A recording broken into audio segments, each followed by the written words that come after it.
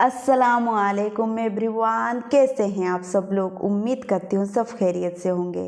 सो दोस्तों, आप लोगों ने तो हूर के बारे में बहुत सारे वाक़या सुने ही होंगे। आज हम देखने वाले हैं जन्नत में हूर कैसी होंगी और उनका काम क्या है। तो फिर चलिए फटाफट वीडियो को शुरू करते हैं। अल्लाह तबारक व ताला ने हज़ारों किस्म की मखलूक़ात पैदा फरमाई ताकि इंसान उनसे मुस्तफ़ीद हो और खुदा का शुक्रगुज़ार हो।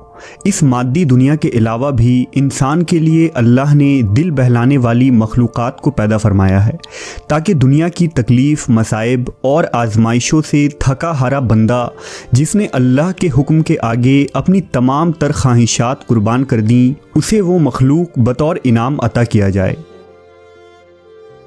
ये एक ऐसी मखलूक है जो आखिरत में बंदे मोमिन के लिए तमाम मसाइब व आलाम का बदला बनेगी। आसमानी किताबों में इस खूबसूरत मखलूक को हूर ऐन कहा जाता है। लफ्ज़ हूर हूरा की जमा है और हूरा उस औरत को कहा जाता है जो जवान, हसीन व जमील, सफ़ेद रंग वाली और इंतहाई सयाह आँखों वाली हो। कुरान मजीद में कई मकाम पर इन हूरों का जिक्र मिलता है। मसलन सूरह साफ़ात में अल्लाह ने फरमाया, नेमतों वाली जन्नत में जन्नती तख्तों पर एक दूसरे के सामने बैठे होंगे, जहां शराब के जाम का उन पर दौर चल रहा होगा, जो पीने में शफाफ और लजीज होगी। ना उससे दर्द सर होगा और ना उसके पीने से वो बहकेंगे। और उनके पास नीची नज़रों, बड़ी बड़ी आंखों वाली हूरें होंगी, ऐसी नाजुक जैसे अंडे के छिलके के नीचे छुपी हुई झिल्ली। इसी तरह सूरह रहमान में इरशाद हुआ, वहाँ यानी जन्नत में नीची निगाहों वाली हूरें हैं जो उनको उनसे पहले किसी जिन्न व इंस ने हाथ नहीं लगाया। वो ऐसी होंगी जैसे चमकते हुए हीरे और मोती। गोया हूर ऐसी जन्नती मखलूक है जिसे दुनियावी मिसाल से समझना और उसके जिस्मानी बनावट और खुसूसियात को बयान करना मुश्किल है, जिसे अब तक न किसी इंसान ने देखा न छुआ है। और जन्नत में ये मखलूक मोमिन के लिए इनाम और बदला होगी। अहदीस मुबारका में भी नबी करीम मोहम्मद सल्लल्लाहु अलैहि वसल्लम ने इरशाद फरमाया है कि हूरों की आंखें उस मोती की तरह होंगी जो सीपी में हो और उसको किसी ने हाथ से न छुआ हो। अल्लाह ने हूर ऐन को ज़ाफ़रान से तख्लीक किया है। अल्लाह उनके चेहरों को नूर और जिस्मों को रेशम का लिबास पहनाएगा और उनके जिस्म हैरान कर देने वाली होंगी। अगर हूरों की जिस्मानी बनावट की बात करें तो रिवायतों से पता चलता है कि हूर को पाँव की उंगलियों से घुटनों तक ज़ाफ़रान से बनाया गया है। सीने से गर्दन तक चमकदार अंबर से बनाया गया है। गर्दन से सर तक का हिस्सा सफ़ेद काफूर से तख्लीक की गई है और उनके सर में खुशबूदार कस्तूरी की बालें हैं। जब वो सामने आती हैं तो उनका चेहरा ज़बरदस्त नूर से चमक उठता है, जैसे दुनिया वालों के लिए सूरज चमकता है। और उनके कमर का अंदरूनी हिस्सा लिबास और जिल्द की बारीकी से दिखाई देता है। अगर कोई हूर अपनी हथेलियों को आसमान और ज़मीन के दरमियान ज़ाहिर कर दे तो तमाम मखलूक़ात उसके हुस्न की दीवानी हो जाएगी, और अगर वो अपना चेहरा ज़ाहिर कर दे तो उसके हुस्न से आसमान और ज़मीन के दरमियान मौजूद तमाम चीज़ें जगमगा उठेंगी। एक रिवायत के मुताबिक जन्नतुल फिरदौस और जन्नतुल अदन के दरमियान में ऐसी हूरें मौजूद हैं जो जन्नत के गुलाब से पैदा की गई हैं। वो कभी सोती नहीं, कभी हामला नहीं होंगी, ना उन्हें हैज़ आती है और ना वो कभी बीमार पड़ती हैं। हूरों के भी कई अक़साम और नस्लें हैं और जन्नत के अलग अलग दर्जों में मुख्तलिफ़ अक़साम की हूरें रहती हैं। जैसा कि हज़रत इब्ने अब्बास ने फरमाया कि जन्नत में एक नहर है जिसका नाम बेदिख है। इस नहर के नीचे हूरें उगती हैं और ख़ूबसूरत आवाज़ में कुरान मजीद की तिलावत करती हैं और अल्लाह की हम्द व सना बयान करती हैं। जन्नत में जन्नती जब उस नहर के पास पहुंचेंगे तो उन हूरों से हाथ मिलाएंगे। जब मर्द किसी हूर की कलाई को छुएगा तो वो हूर उसके पीछे चल पड़ेगी और उसकी जगह दूसरी हूर उगाएगी। इसी तरह जन्नत में मौजूद मुख्तलिफ़ अक़साम की हूरों का मुख्तलिफ़ जन्नती नाम है। मसलन खैरा और ईना नामी हूर, जिसके मुताल्लिक रिवायतों में आता है कि उनके इर्द गिर्द 70,000 खिदमतगार लड़कियां चलती हैं और जो परहेजगार बंदों को खुद जन्नत में तलाश करती फिरती हैं। हूर जन्नत की एक ऐसी नेमत है जो अदना से अदना जन्नती शख्स को अता की जाएगी। जैसा कि हज़रत इब्ने उमर ने बयान किया है कि एक अदना दर्जे के जन्नती को भी 1000 महल दिए जाएंगे और हर 2 महलों के दरमियान 1000 साल का फासला होगा। हर महल में हूर ऐन होगी।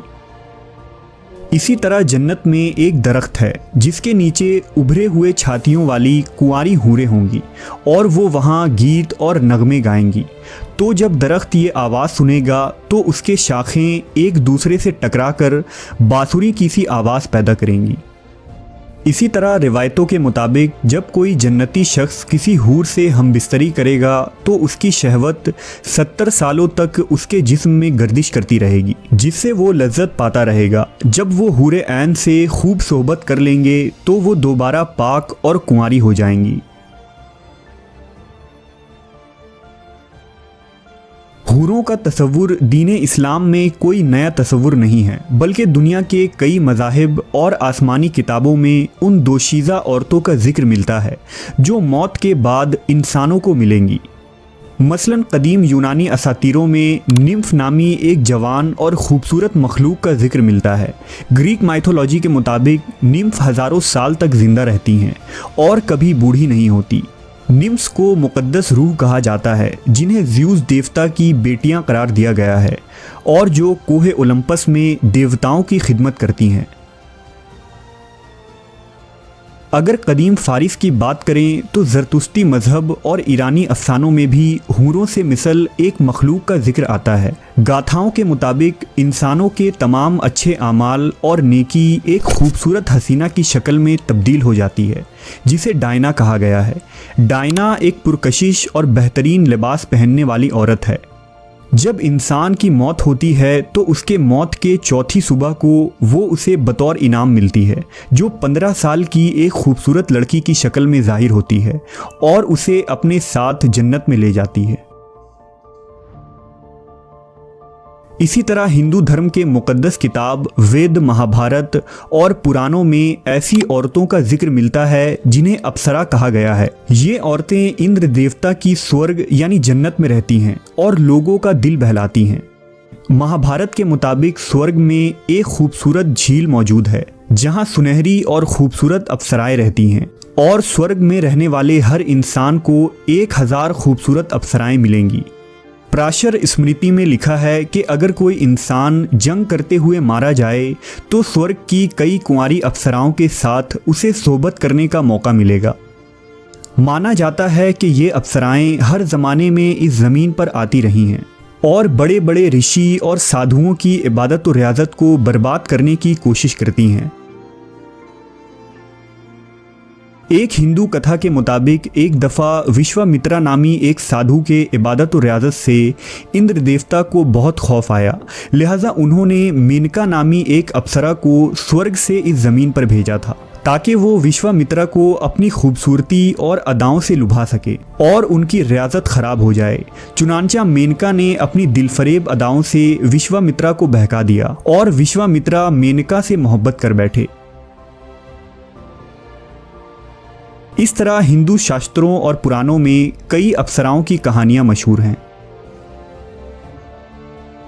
इन तमाम बातों से ये साफ होता है कि इस्लाम के अलावा दुनिया के कई बड़े बड़े मज़ाहिब में हूरों का तसव्वुर और तज़किरा मौजूद है, लेकिन इस्लाम मुखालिफ सोच रखने वालों को आज सिर्फ इस्लाम में ही हूरों के वजूद से परेशानी होती है। क्या ये दीन हक की मुखालफत का नतीजा है या एक आलमी प्रोपेगेंडा? दोस्तों, जैसा कि आप लोगों ने देखा हूर कैसी होंगी। भाई हूर बहुत ही खूबसूरत होंगी जो हम उन्हें तस्वुर से भी नहीं सोच सकते कि वो किस तरह की होंगी। लेकिन हाँ, दुनिया में जो हूर के बारे में सुनाते हैं, बयान करते हैं कि वो आपको झूला झुलाएंगी, वो आपके साथ रहेंगी, वो आपका मतलब कुछ भी, लेकिन मुझे नहीं लगता ऐसा कुछ होगा। क्योंकि आप थोड़ा खुद से सोचिए कि नफ्स जो है हमारे दुनिया तक है, मर जाने के बाद नफ्स ही ख़त्म हो जाती है, तो काय का हूर का चाहत रहेगा हमें तो सिर्फ खुदा का चाहत रहेगा मर जाने के बाद।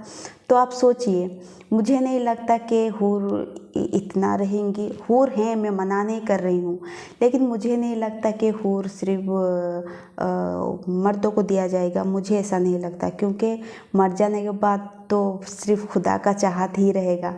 सो आई होप आप सब समझ चुके होंगे। सो दोस्तों, आज का वीडियो यहीं पर ख़त्म करते हैं। आई होप आपको आज का वीडियो पसंद है तो प्लीज़ एक लाइक करें, चैनल में नए हैं तो प्लीज़ सब्सक्राइब करें। फिर मिलते हैं नेक्स्ट वीडियो में, तब तक हमें दीजिए इजाज़त। खुदा हाफिज़।